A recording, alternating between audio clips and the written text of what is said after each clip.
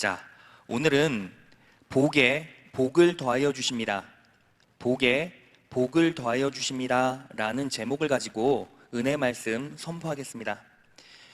여러분, 오늘 본문의 주인공은 야베스입니다. 이 야베스는 유다 족속 중 한 사람이고, 그리고 그의 이름은 슬픔이라는 뜻입니다. 여러분, 그렇다면 왜 야베스의 어머니가 그를 슬픔이라고 이름 졌냐라는 거예요. 자, 그 부분에 대해서 답이 나와 있죠. 오늘 본문 말씀 역대상 4장 9절 하반절을 보면 이렇게 나와 있습니다.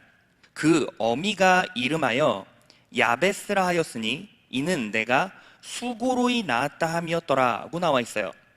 수고로이 낳았기 때문에 이름을 슬픔이라고 지었대요.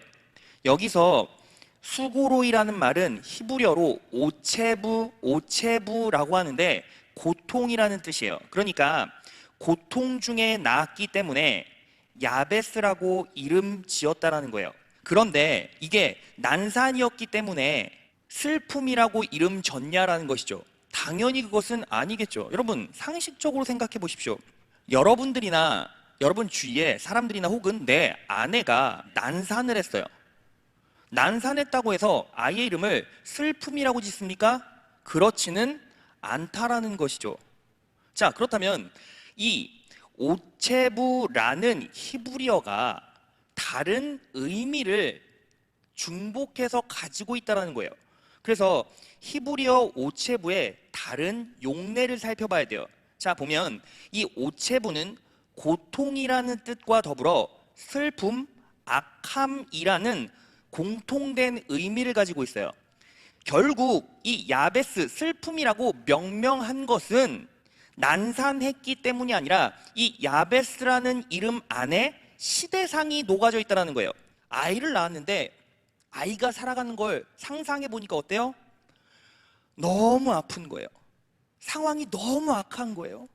이렇게 이 상황을 바라보며 안타까운 마음에 아이의 이름을 뭐라고 졌다고요?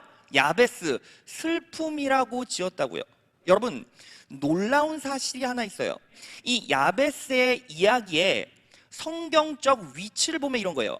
역대상 4장 전체는 유다족 속의 족보예요. 그런데 족보와 족보 사이에 이 야베스의 이야기가 삽입되어져 있고 끼워져 있다는 것이죠. 그래서 역대상 4장 5절에서 8절 보면 야베스의 이야기 바로 직전의 이야기는 아술의 족보고, 그리고 이 야베스의 이야기 바로 뒤에는 수아의 형 족보예요. 그런데 여러분, 보편적으로 족보다 하면 무엇을 상징합니까? 역사를 상징하죠. 그래서 역사 속에 끼워진 하나님의 은혜가 바로 뭐예요? 야베스의 이야기라는 거예요. 무엇을 예표합니까? 시대가 고통의 시대고, 그리고 아픔의 시대고, 악이 관영한 시대라 할지라도 하나님께서 개입하시면 그 자리에는 놀라운 하나님의 은혜가 임하게 된다는 거예요. 그렇다면 하나님께서 야베스에게 어떻게 은혜를 베풀어 주시고 역사해 주셨습니까? 자, 야베스에게 임한 은혜는 딱 한 구절로 정리할 수 있어요. 오늘 본문 말씀 9절 상반절에 보면 야베스는 그 형제보다 존귀한 자다, 존경받는 자다라고 나와 있고, 이 부분을 개역개정 성경에 보면 귀중한 자다라고 나와 있고, 현대인의 성경에 보면 유별나게 뛰어난 점이 있었다라고 말해요. 결국 야베스는요, 세상이 힘들고 어려운 상황 속에서도 결국 하나님의 은혜 때문에 어떻게 되었다고요? 존귀한 자가 되었고요, 존경받는 자가 되었고요, 귀중한 자가 되었고요, 유별나게 뛰어난 자가 되었다라는 거예요. 그렇다면 이 야베스가 어떻게 하나님의 은혜를 전적으로 소유할 수 있었습니까? 자, 오늘 본문 말씀 4장 10절 상반절 보겠습니다. 야베스가 이스라엘 하나님께 아뢰어 가로되라고 나와 있어요. 여기서 아뢰다라는 말은 카라라는 말인데, 그 의미는 소환하다, 불러내다, 선포하다라는 뜻을 가지고 있어요. 기도하다라는 뜻도 가지고 있긴 하지만 히브리어 특성상 카라라는 단어가 기도하다라는 뜻으로 사용되는 경우는 거의 없어요. 히브리어 성경에 보면 대부분 기도하다는 샬이라는 히브리어를 써요. 여기서 카라는 소환하다, 불러내다가 첫 번째 의미예요. 그러니까 야베스가 이스라엘 하나님께 아뢰어 가로되, 이 말은 불러냈다라는 거예요. 소환했다라는 거예요. 무엇을? 여기서 주목해 볼 단어 하나가 있는데, 야베스는 하나님을 이스라엘 하나님이라고 국한을 시켰어요. 보편적으로 이스라엘 하나님이라고 국한시킬 때는 하나님의 약속을 소환해내고 불러낼 때 사용하는 보편적인 문장이에요. 자, 사무엘하 7장 25에서 26절 보겠습니다. 주 하나님, 주님께서 주님의 종과 이 종의 집안에 약속하여 주신 말씀이 영원히 변하지 않게 하여 주십시오. 26절. 그래서 사람들이 만군의 주님께서 이스라엘의 하나님이시다 하고 외치며 주님의 이름을 영원토록 높이게 하시고 주님의 종 다윗의 집안도 주님 앞에서 튼튼히 서게 해주시기를 바랍니다. 자, 다윗이 하나님을 뭐라고 제안하고 국한시켰어요? 이스라엘의 하나님이시다. 그런데 그렇게 국한시켜 하나님께 아뢰는 이유가 무엇입니까? 약속하여 주신 말씀이 변하지 않도록, 이거예요. 그러니까 다윗도 약속 붙잡고 자신의 하나님께 아뢰었다라는 거예요. 야베스도 그랬다라는 것이죠. 그러므로 정리하면 이거예요. 여러분, 시대가 힘들고 어려워요. 악이 관영한 시대예요. 슬픔이 넘쳐나는 시대죠. 그리고 실상은 공급보다는 결핍이 훨씬 많은 시대예요. 이때 우리가 야베스처럼 존귀한 자로, 탁월한 자로 살기 위해서는 뭐예요? 하나님의 약속을 끄집어내서 불러내서 하나님께 아뢰야 한다라는 거예요. 그래서 오늘 말씀을 통해 성령 하나님께서 여러분들에게 직접적으로, 단도직입적으로 주신 원리는 두 가지예요. 자, 첫째, 지경을 넓혀달라고 아뢰십시오. 그 전에 하나님의 마음에 드는 사람이 되십시오. 자, 오늘 본문 말씀 역대상 4장 10절을 보겠습니다. 야베스가 이스라엘 하나님께 아뢰어 가로되, 원컨대 주께서 내게 복의 복을 더하사 나의 지경을 넓히시고 라고 나와 있어요. 여러분, 야베스가 하나님께 아뢰었어요. 무엇을 아뢰습니까? 복의 복을 더하여 주십시오, 넘치는 복을 주십시오 라고 야베스가 하나님께 아뢰었다라는 거예요. 그리고 나서 뭐라고 말했습니까? 나의 지경을 넓히시고. 그런데 야베스가 어떤 약속을 붙잡았던 거죠? 보편적인 이스라엘 백성들이 공통적으로 가지고 있는 약속이 뭐예요? 신명기 26장 9절. 이곳으로 인도하사 이 땅 곧 젖과 꿀이 흐르는 땅을 주셨나이다. 하나님께서 이스라엘 백성을 애굽으로부터 구원해내시고 젖과 꿀이 흐르는 가나안 땅으로 보내셨죠. 그때 하나님께서 이스라엘 백성에게 항상 동기부여시키신 것이 무엇이에요? 젖과 꿀이 흐르는 가나안 땅을 주겠다. 가나안 땅을 주겠다. 가나안 땅을 주겠다. 계속 그 말씀을 하셨죠. 그러니까 이스라엘 백성의 마음 가운데는 뭐가 있었어요? 하나님께서 땅을 주실 것이다, 내 지경을 넓혀 주실 것이다 라는 약속의 말씀이 분명히 그 마음 가운데는 녹아져 있었겠죠. 야베스도 분명히 그 말씀을 붙잡고 기도했을 거예요. 하지만 여기서 우리가 점검해 볼 게 하나가 있어요. 우리는 그냥 하나님께 지경을 넓혀달라고 기도만 하고 아뢰면 그 땅을 소유할 수 있습니까? 사실은 그렇지 않아요. 만약에 그게 사실이었다면 아랜 사람들은 지금 땅 부자가 돼야 맞죠. 그렇지 않습니까? 그러면 여기에서 무언가 문제의식을 하나 가져야 한다는 것이죠. 여러분, 하나님께 지경을 옮겨주세요 라고 기도하면 하나님께서 역사해 주십니다. 그래서 지경을 넓혀주세요. 믿으십니까? 믿으세요? 그런데 여기서 가장 중요한 전제 조건이 있어요. 성경 역사를 쭉 훑어보면 하나님께서 물질이나 형통 번영을 부어주실 때 하나님께서 하시는 방법이 있어요.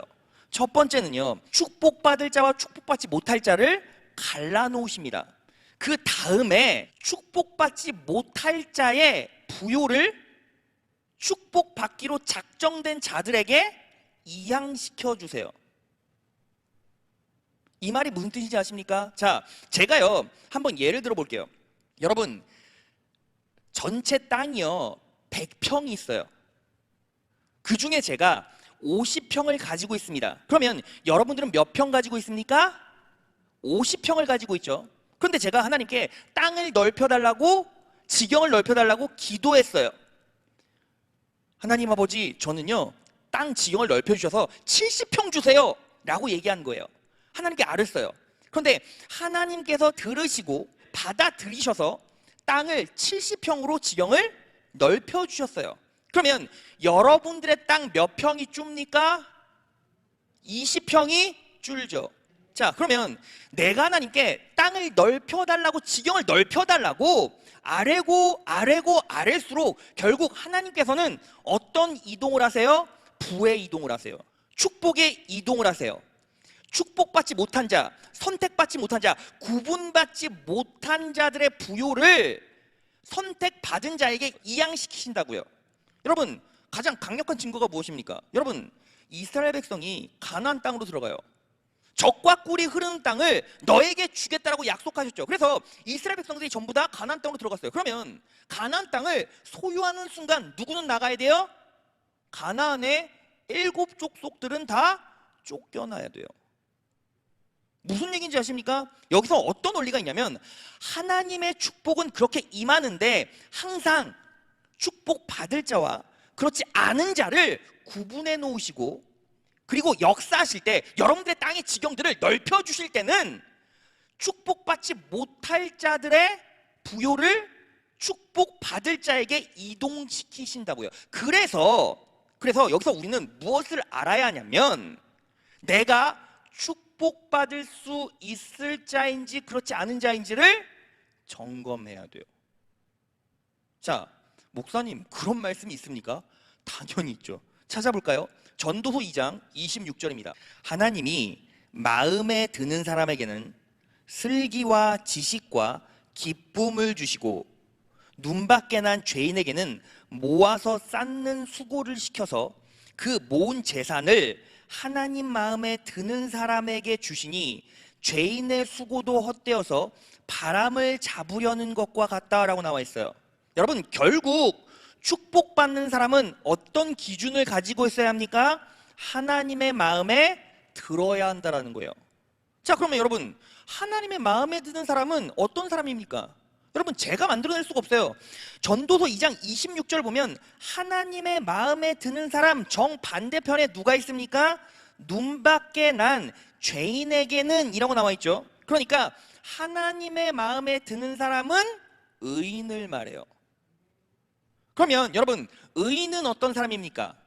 의인은 무엇으로 의인되죠? 믿음으로 의인되죠. 믿으십니까? 자, 그런데 믿는다라는 것은 무엇입니까? 하나님을 전적으로 의지하는 사람을 말해요. 제가요 장로님께 이렇게 말했어요. 장로님, 제가 장로님만 믿어요 라고 말했어요. 그 말은 무슨 뜻입니까? 제가 장로님만 의지합니다라는 뜻이죠. 엄마만 믿어? 엄마만 의지한다는 뜻이에요. 그러니까 결국 믿는 자는 어떤 사람입니까? 하나님만을 전적으로 의지하는 사람을 말해요. 그러면 하나님을 전적으로 의지하는 사람은 2가지 모습이 나타나게 돼 있어요. 첫 번째는 말씀으로 살아가고 말씀이 그 영혼 가운데 활성화돼요. 그리고 2번째는 영적 자각을 해요. 자, 그래서요 여러분들 중에서 이 2가지가 정확하게 점검이 되면 하나님께서 그때부터 복을 쏟아 부어주세요. 쏟아 부어주시는 방법은 축복받지 못할 자의 부를 나에게로 이동시켜 주신다는 거예요. 그러면 여러분들이 점검해 봐야죠. 여러분들의 부가 과거에는 찬란했어요. 과거에는 내가 먹고 살만했고 사업도 잘 됐어요. 그런데 지금 그 부가 어느샌가 모르게 다른 사람에게 이동이 됐거나 누수가 됐다고 생각하는 경우가 있다면 여러분들은 무엇을 점검해 봐야 돼요? 여러분들이 지금 신앙 상태를 점검해 봐야 돼요. 내가 지금 하나님의 마음에 드는 삶을 살아가고 있는가 그렇지 않는가를 점검하지 않으면 결코 축복 속에서 살아갈 수가 없어요. 여러분, 제가 말하는 게 아니라 제가 그대로 성경 말씀을 여러분들에게 해석해 주고 있잖아요. 여러분, 그렇다면 여러분들이 하나님의 마음에 드는 자입니까? 여러분, 제가요 며칠 전에 편지를 한 통 받았어요. 사랑하고 존경하는 목사님께, 삶이 힘들고 어렵지만 목사님의 유튜브 말씀으로 살아가는 성도입니다. 그런데 들으면서 한 번쯤은 꼭 여쭤보고 싶은 것이 있었습니다. 메시지를 들을 때마다 아멘 아멘 속으로 맞아 맞아를 외칩니다. 하나님의 놀라운 은혜에 감사하고 말씀의 깊이에 감탄하기도 합니다. 하지만 한 가지 제 마음을 짓누르는 것이 있습니다. 수많은 말씀을 믿고 적용해야 하는데 그게 잘 안 된다는 것입니다. 말씀을 들을 때는 힘도 없고 하나님을 더 많이 의지해 보려고도 합니다. 하지만 며칠이 지나지 않아서 또 넘어지고 죄짓고 스스로 다짐한 것들이 지켜지지 않을 땐 이래서 내가 축복받지 못하나? 라는 생각에 답답할 때도 있습니다.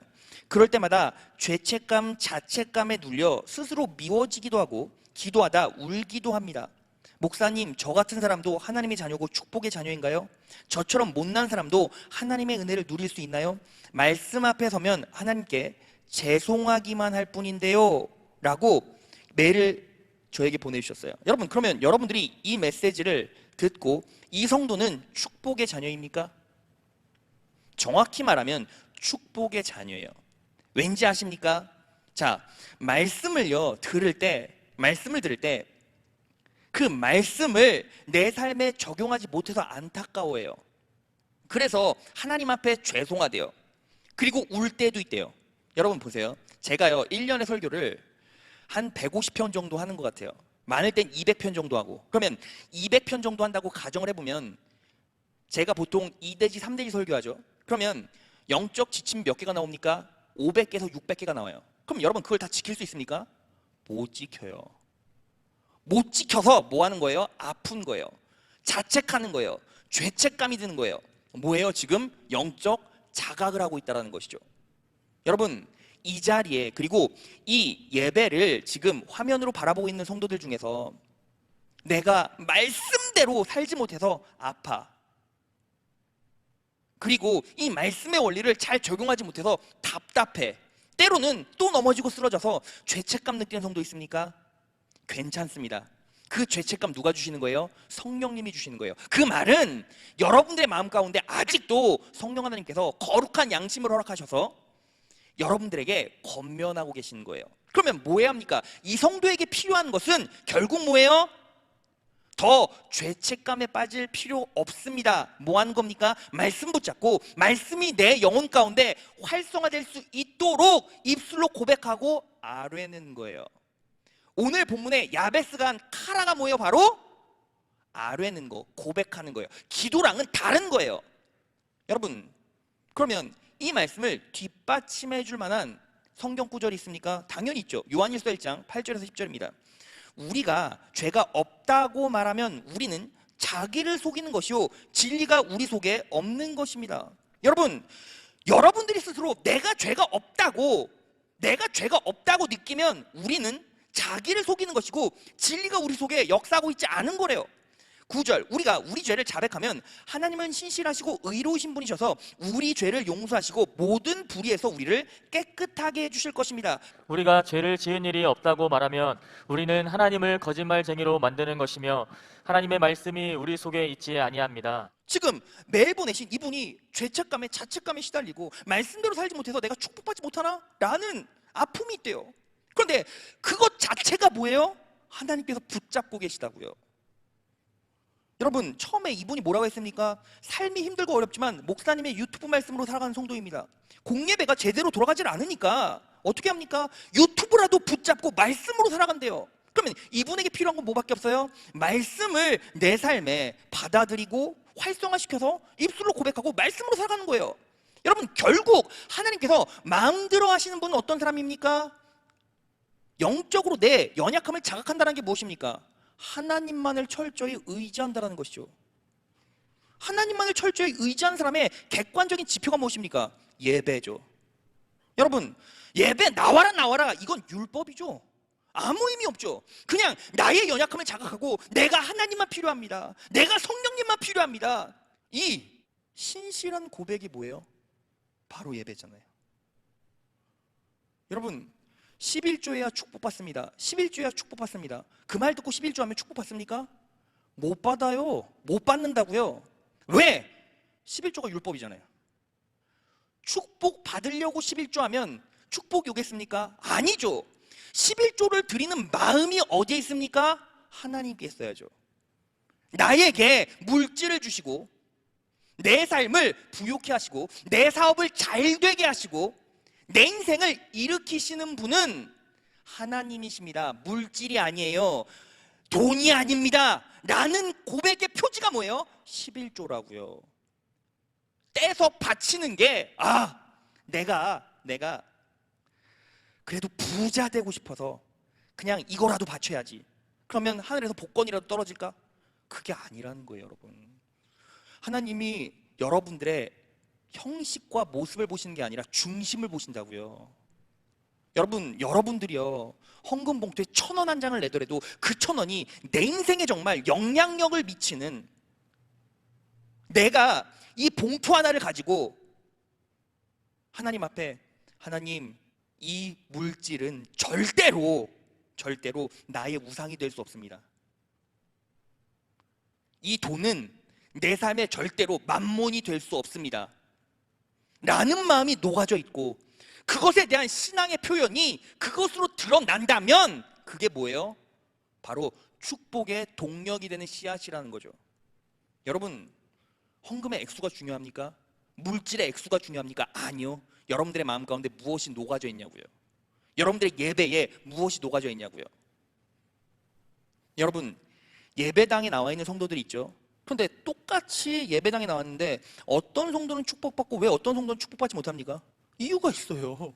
여러분, 오는 발걸음 안에 하나님의 마음이 녹아져 있어야죠. 그냥 내가 직분 맡은 자라, 내가 이 자리에 있는 사람이라 없으면 전화 오니까, 이렇게 되면 하나님께서 역사하시겠습니까? 여러분, 사람이 마주하고 앉아도 이 사람이 나를 바라고 이 자리에 앉아 있는지, 그냥 형식적으로 시간 때우려고 앉아 있는지 사람도 아는데, 인간의 생사화복을 주장하시는 하나님께서 그거 모르시겠습니까? 여러분들의 마음을 못 들여다보시겠습니까? 여러분들의 믿음은 어디에 있습니까? 여러분들의 신앙은 어디에 있습니까? 여러분들의 예배는 어디에 있습니까? 여러분들의 물질은 어디에 있습니까? 이걸 분명히 점검하셔야 돼요. 여러분, 항상 우리는 하나님보다 더 나은 것이 있어서는 안 돼요. 하나님보다 내 삶의 중심이 되는 것이 있어서는 안 돼요. 여러분, 분명히 인식하십시오. 여러분들이 하나님의 마음에 드는 자입니까? 여러분, 자식들 가운데서도 마음에 드는 자식이 있고 마음에 들지 않는 자식이 있어요. 똑같아요. 하나님도 마찬가지죠. 마음에 들지 않는다고 족보에서 그 자식을 파내진 않아요. 하지만 중요한 건 무엇입니까? 사랑하는 자녀에게 떡 하나 더 주죠. 사랑하는 자녀에게 선물이라도 하나 더 안겨주죠. 여러분들은 하나님의 마음에 드는 자녀입니까? 아니면 그렇지 않은 자녀입니까? 이 시대를 살아가는 그리스도인들이 거룩하게 구분됐다면 하나님의 축복을 받아야 맞죠. 여러분, 바꿔보세요. 하나님의 저주가 계속 여러분들 인생에 임해야 맞습니까? 아니요. 여러분, 요셉은요, 약관 30에 결국은 어떻게 되었습니까? 총리가 되었어요. 그 인생이 답답한 일뿐이었고 고난뿐이었지만 결국 하나님께서 합력하여 선을 이루게 하셨다고요. 그때까지 뭐 하라고요? 꿈꾸라고요.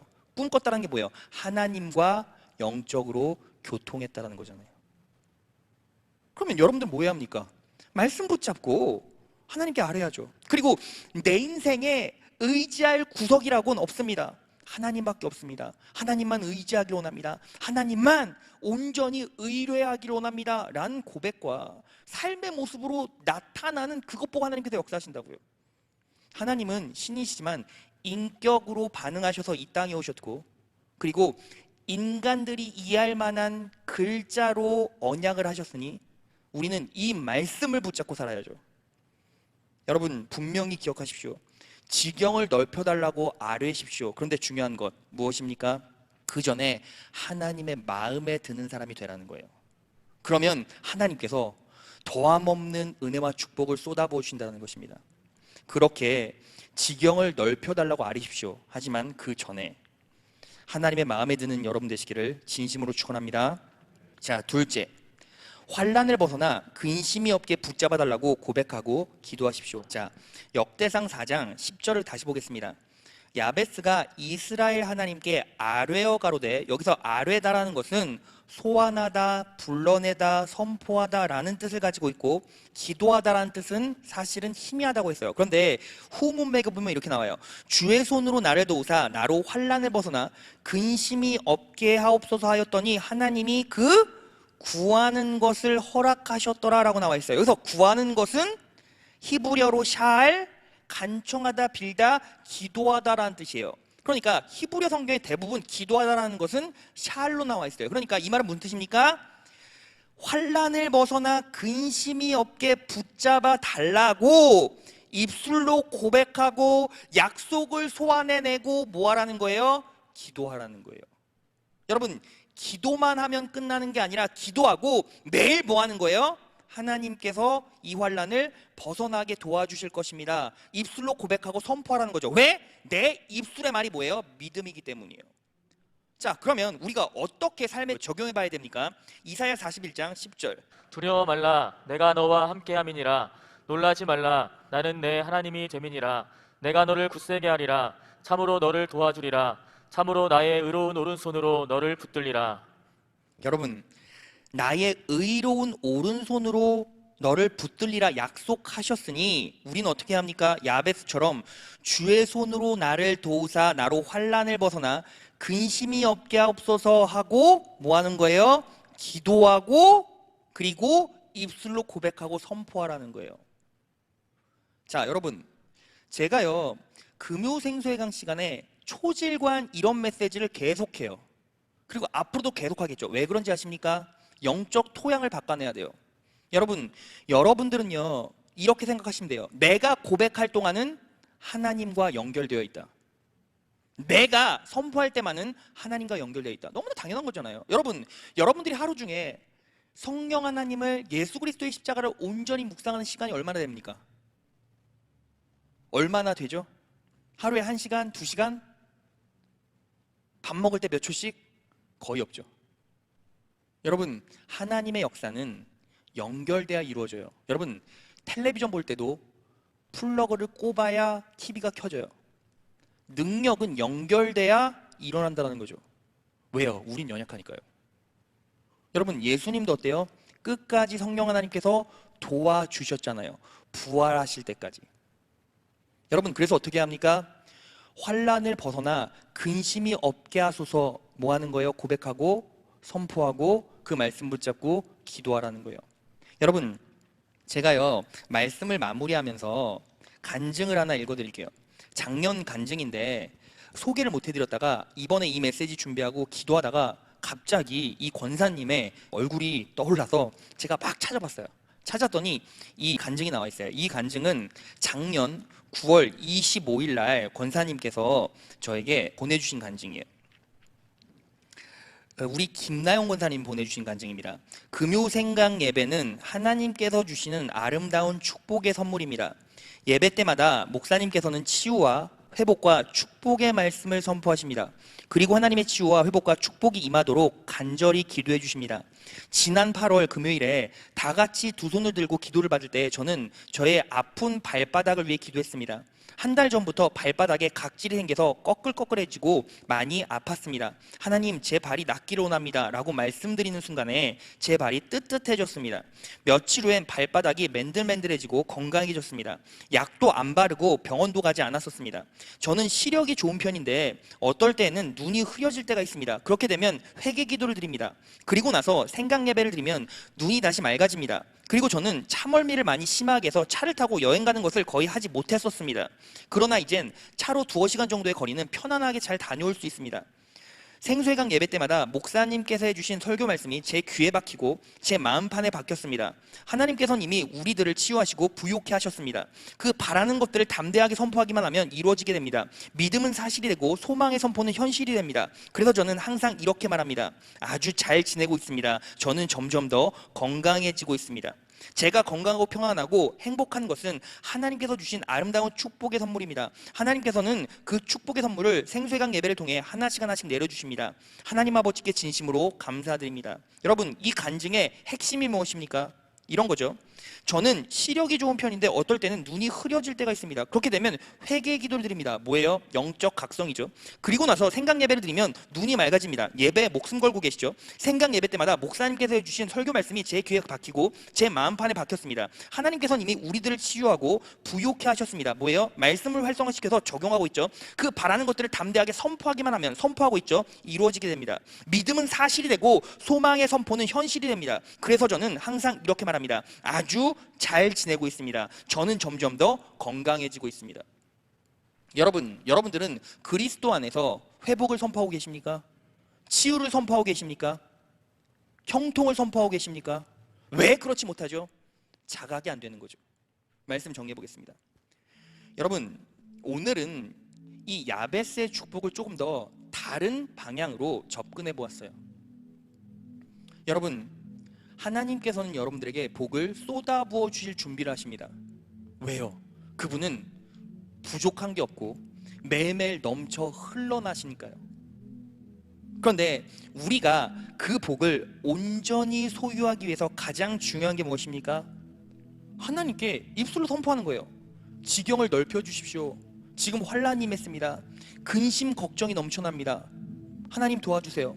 입술로 고백하고 그리고 부르짖어 기도하는 거예요. 그런데 중요한 사실, 내가 하나님께 입술로 고백하고 아뢰기 전에 먼저 나는 하나님의 마음에 드는 사람인가를 점검해 봐야겠죠. 여러분들이 이 화면을 보고 있고 여러분들이 이 자리에 앉아 있는데 어떤 마음으로 이 자리에 앉아 있습니까? 여러분들이 예배합니다. 기도합니다. 찬양합니다. 예물 올려드립니다. 감사합니다. 어떤 마음이 거기에 녹아져 있습니까? 얼마만큼 예배를 드리고 횟수, 몇 시간 기도하고 길이, 얼마를 예물에 같이, 아니요. 하나님께서는 그런 게 필요가 없으신 분이에요. 왜요? 다 갖고 계시니까. 중요한 거, 여러분들의 마음이 어디에 있냐고요. 하나님과 더 친밀해지십시오. 하나님을 더 많이 의지하십시오. 그리고 내게 주어진 상황들이 하나님을 철저하게 의지했음에도 불구하고 일어났다면 감사하십시오. 그러면 요셉처럼 답답한 일을 통해 더 나은 길, 더 높은 곳을 향해 나아가고 있습니다. 그렇게 높이 올라가다가 결국 천국에서 하나님 만나게 되겠죠. 그때 고백합시다. 하나님, 최선을 다했습니다. 매일 연약해서 쓰러졌지만 어쨌든 하나님 붙잡고 끝까지 말씀으로, 예배로 더 절절하게 하나님 앞에 나아가려고 노력했습니다. 부족한 저도, 연약한 저도 예수 그리스도의 십자가의 보혈로 구속받았으니 하나님, 이제 저를 영원한 안식으로 데려가 주십시오. 오늘 이 말씀을 온전히 받아들이시고 그리고 놀랍게 부어지는 성령 하나님의 은혜를 인식해 봅시다. 그리고 그리스도 안에서 잘 되어가고 있는 나를 바라보시고 그리스도 안에서 치유된 나를 바라보시고 이 상황이 어렵더라도 다시 말씀의 능력으로 내 인생과 영혼을 반전시켜 봅시다. 하나님께서 놀랍게 여러분들에게 기름 부어 주실 것이고 능력을 쏟아 부어 주실 것입니다. 여러분들이 기도할 때 여러분들의 자녀들이 잘 되고 사업이 잘 됩니다. 제가 지금 놀랍게 누리고 있는 은혜가 신앙의 선진들이 저를 위해 기도해 주셨던 것처럼 여러분들도 그렇게 하나님의 은혜를 여러분들을 통해서 가정들에게, 이웃들에게 흘려보내십시오. 그리고 이 말씀의 지침대로 살아가셔서 야베스처럼 존귀한 자, 귀중한 자, 유별나게 뛰어난 탁월한 자가 되셔서 남은 인생도 승리의 길로 나아가신 여러분 되시기를 진심으로 축원합니다.